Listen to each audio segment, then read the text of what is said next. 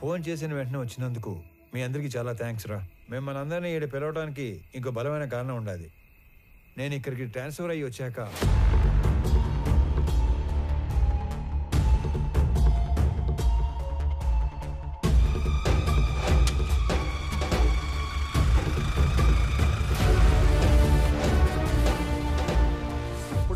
ఆయన కాలంలో ఆ పెద్ద వర్మ మా మెంబర్, ఈడసలు మా మెంబరే కాదు.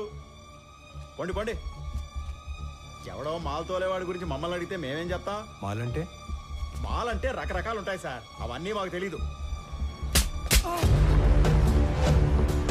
సార్ మాలంటే ఎర్రచందనం సార్. మిస్ అయిన 20 మందికి ఆ మాల్కి ఏదో సంబంధం ఉందని అక్కడే తెలిసింది. అయినా మామ, ఈ మిస్ అయిన వాళ్ళందరూ కర్ణాటక పోలీస్ కస్టడీలో ఉంటారేమో, ఒకసారి చెక్ చేసుకోవచ్చుగా? సలీం, ఆ లిస్ట్ లో ఉన్న వాళ్ళు ఎవరు పోలీస్ కస్టడీలో లేరు, ఆల్రెడీ చెక్ చేశాం. అందుకే నేను దీని రూట్స్ లోకి వెళ్ళాను. నేను మొదటిసారి తిరుపతికి వెళ్ళినప్పుడు శేషాచలం ఫారెస్ట్ తో పాటు చాలా చోట్ల తిరిగి స్మగ్లింగ్ గురించి డీటెయిల్డ్ గా తెలుసుకున్నాను.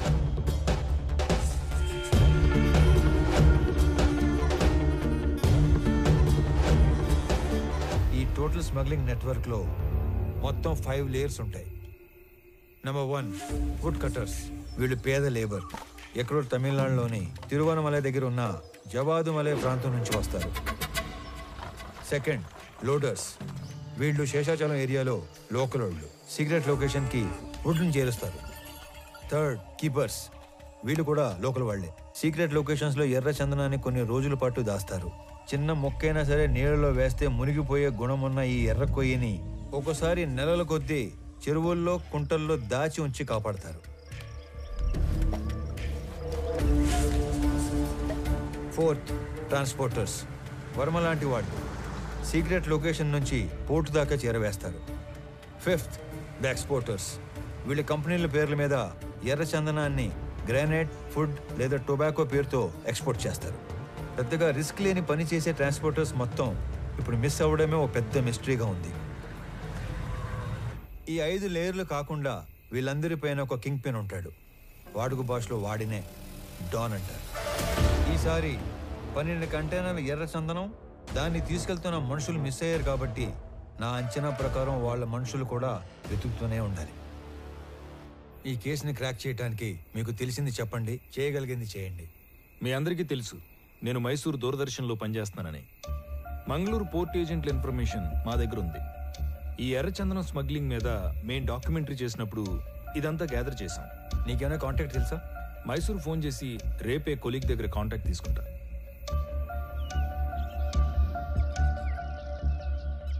నేను నీకు రాత్రి చెప్పినట్టుగానే మా ఆఫీస్లో కొలీగ్కి ఫోన్ చేసి కాంటాక్ట్ తీసుకున్నాను. నువ్వు అనుమానించినట్టే పోర్ట్ ఏజెంట్ ఒకడు మిస్ అయిన మాల్ కోసం తిరుగుతున్నాడంట. నువ్వు వెళ్ళి కలవచ్చు.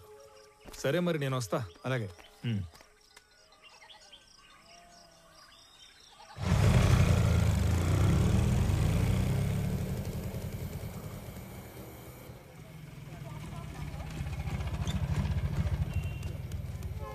బస్ స్టాండ్ అని చెప్పి రైల్వే స్టేషన్కి తీసుకొచ్చినావు ఏందన్నా? చిన్న పని మీద వెళ్తున్నాను రా, నువ్వు వెళ్ళు. అన్నా ఇంతకీ ఆడికి పోతున్నావు? సురేంద్ర అని నీకు తెలియదులే, అతని మిస్సింగ్ కేసు పని మీద అర్జెంట్ గా మంగళూరు వెళ్తున్నా. ఇంట్లో మాత్రం నేను హైదరాబాద్ వెళ్తున్నాడే చెప్పాలి, ఓకేనా? వెళ్ళు వెళ్ళు వెళ్ళు వెళ్ళు.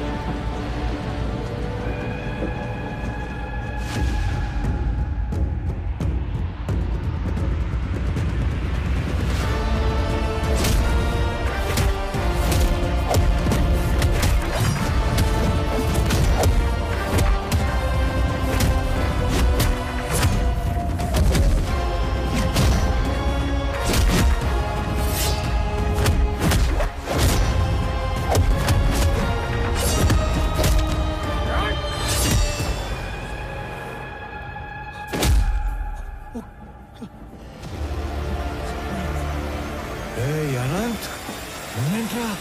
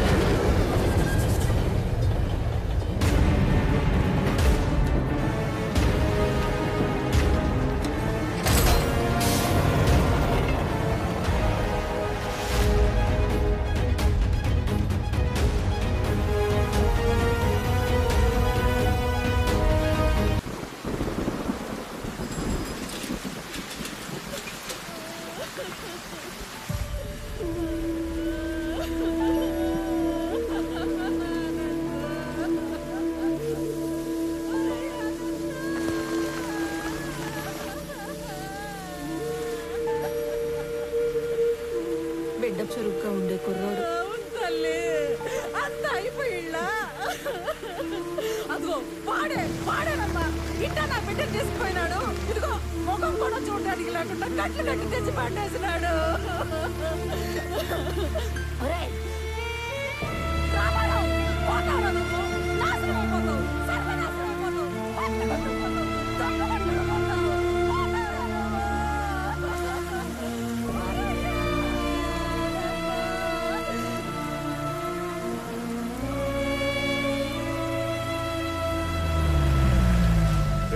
బస్సులో హైదరాబాద్ పోవాల్సిన ఓడివి ట్రైన్ లో మంగళూరు ఎందుకు పోతాండావురా? రే, మీ పిన్ని శాపనార్థాలు మన కుటుంబానికి తగిలేట్టు ఉండాయిరా. ఈ గందరగోళంలో నా గుండె ఆగిపోయేట్టు ఉందిరా. నిజం చెప్పరు. అయినా నేను చెప్పింది నిజమేనా? నిజం కాదు, అన్ని ఉత్త కూతలే. ఇదిగో పెద్దాయన, మీ వాడు ఏం చెప్పాడు? ఆ బాడీ ట్రైన్ లో నుంచి జారి పడిందన్న. అస్సలు కాదు, రన్నింగ్ ట్రైన్ లో నుంచి ఎవడో బలవంతంగా తోస్తే ఆ బాడీ బయటపడి తుక్కు అయ్యింది. హే రామారావు, బల్లె దొరికావరా సామె. ఈసారి ఉళ్ళ నువ్వు తప్పించుకోవటం నన్ను తికమక పెట్టంత తేలిక కాదు. ఉడుం పట్టు పట్టేస్తా. పాపా స్టేషన్ పోతాంపా. అరే నువ్వు కదలరా సామె, నేను ఎంక్వైరీ చేయాలి. రామారావు, ఇది నువ్వు ఇన్వాల్వ్ అయ్యే టైం కాదు. ఇప్పుడు మా ఇంట్లో ఎమోషన్స్ కంట్రోల్లో లేవు. అనవసరంగా నన్ను ఇరకాటంలో పెట్టాల్సిన అవసరం లేదు నీకు. ఉందిగా, అవసరం ఉంది. అవును, అప్పుడు మనం మొదట్లో కలిసినప్పుడు ఏదో చెప్పావు. క్రిమినల్స్ నేరం చేసినప్పుడు దొరకటం కన్నా పోలీసులకి అవసరం ఉన్నప్పుడు దొరకటం ఎక్కువ. అదే మరి ఇప్పుడు నువ్వు నాకు అవసరం. పాపా స్టేషన్ పా. పైగా ఈ జనాలందరూ చూస్తున్నప్పుడు నిన్ను స్టేషన్ తీసుకెళ్ళడం నాకు ఇంకా అవసరం కాదు. వాటన్నిటికంటే ముందు నీకు నీ జాబ్ అవసరం. నువ్వు పుట్టింది ఒంగోలు రైల్వే ట్రాక్ పక్కన ఒక చిన్న గుడిసెలో. మీ తాత మీ నాన్నకిచ్చింది ఆ గుడిసె 6 డజను పందులు. మీ నాన్న నీకిచ్చింది ఒంటి నిండా దెబ్బలు, వీపు నిండా వాతలు. నీకు వచ్చిన జీతం అంతా దాచిపెట్టిన నీ ఆస్తి మొత్తం 9 నుంచి 10 లక్షలు ఉండాలి. కానీ ఈరోజు నీ ఆస్తి దాదాపు 3 కోట్లు. దానికి సంబంధించిన పత్రాలు, పాస్బుక్లు అన్ని డీటెయిల్డ్గా నా దగ్గర ఉన్నాయి. పైగా పిల్లలు లేని మీ దూరపు చుట్టం ఒక పోలీస్ ఆఫీసర్ చనిపోతే చిన్నప్పుడు నిన్ను దత్తత తీసుకున్నాడని ఫేక్ సర్టిఫికెట్ పెట్టి కంపాషనేట్ అపాయింట్మెంట్ కింద ఈ పోలీస్ జాబ్ కొట్టేశావు. ఒక్క రిజిస్టర్ పోస్ట్ పంపితే దాంతో నీ జాబ్ మటాష్. చేతి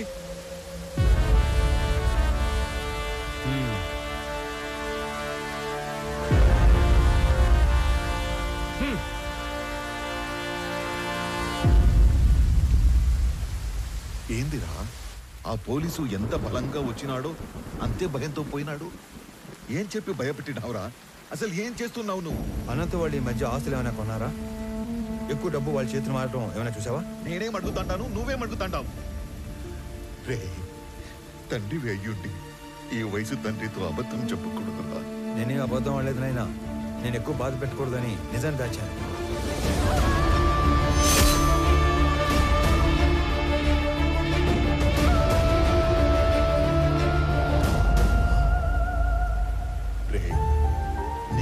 కట్టుకథ అల్లాల్సిన అవసరం ఏమీ లేదు. నా కళ్ళ ముందే పెరిగిన అనంతు అడ్డంటోడు కాదు.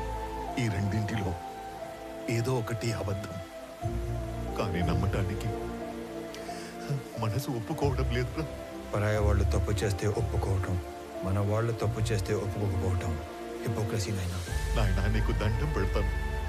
నాకు నీ అంత పరిజ్ఞానం లేదు, కానీ మమ్మల్ని ఏమాత్రం నెమ్మదిగా బతకనియాలని ఉన్నా ఆ మాలిని సమస్యని దయచేసి ఇక్కడితో వదిలేరా.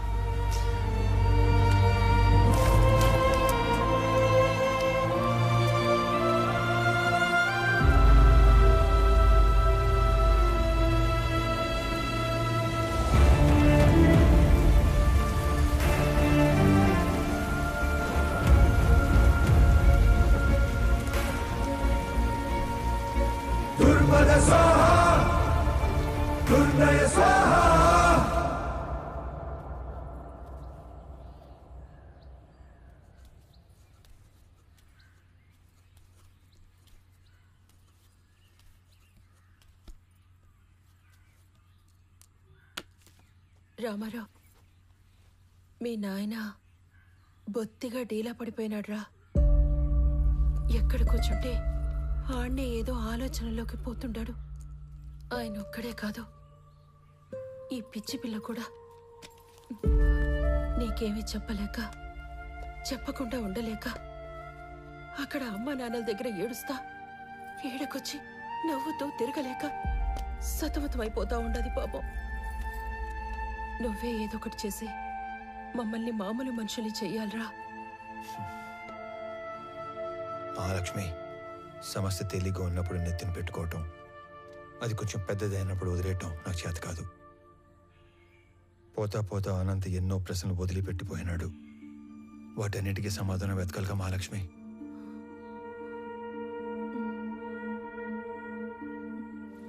నేను మాట్లాడతాను, నువ్వు వెళ్ళు.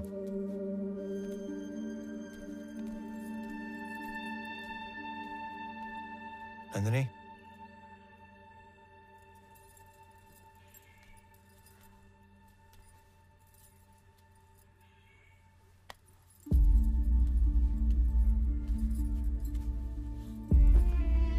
మచ్చలేని బండరాయిలా బతకడం కన్నా మచ్చపడ్డ ఒక భోజనాలా బతకడం నాకు ఇష్టం.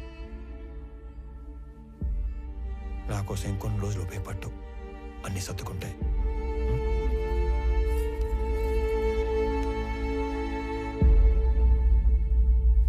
కూర్చో కూర్చో తల్లి. నమస్కారం.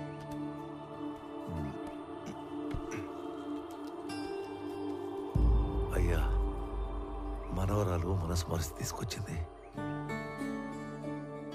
మా వాడు దుబాయ్లో ఉన్నాడని చెప్పడం అబద్ధం.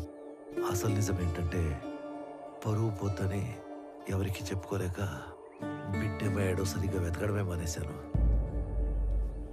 మా నాన్న గొంతు విని చాలా రోజులైంది. ఈ మధ్య కలలో కూడా రావట్లేదు. మా నాన్న మొహం మర్చిపోతానేమో అని భయమేస్తుంది నాకు. మా నాన్నని వెతకడానికి హెల్ప్ చేస్తారా? బొట్టు పెట్టుకోవాలా లేదా అన్న ప్రశ్నతోనే నా రోజు మొదలవుతుంది. ఇలాంటి అయోమయం ఏ భార్యకి రాకూడదేమో.